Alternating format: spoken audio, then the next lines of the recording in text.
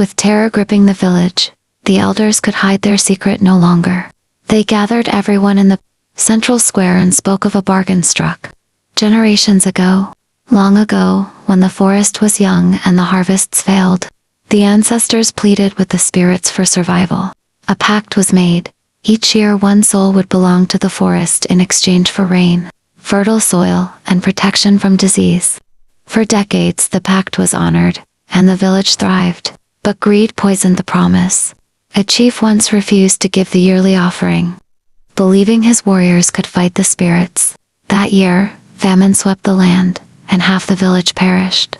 Since then, the shadow came not as a friend, but as a collector choosing victims at will, marking those who defied the old ways. Abina listened, her marked arm trembling. If the pact was broken, she asked, how do we end it? The oldest elder shook his head. You cannot end what was never meant to be broken. The shadow chooses. The shadow takes. That night the wind carried a strange chant through the village. Fires flickered, though no one tended them. The marked spiral on Abina's arm began to glow brighter, casting light across the square. From the forest edge, an enormous figure emerged, tall as the trees, eyes like dying embers.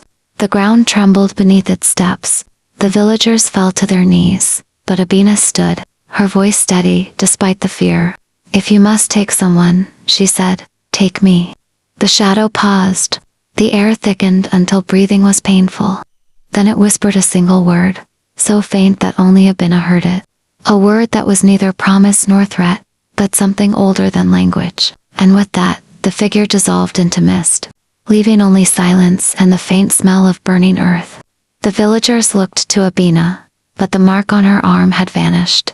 No one knew if the pact was broken, or if the shadow simply waited for another season. From that night on, the drums of the ancestors never stopped.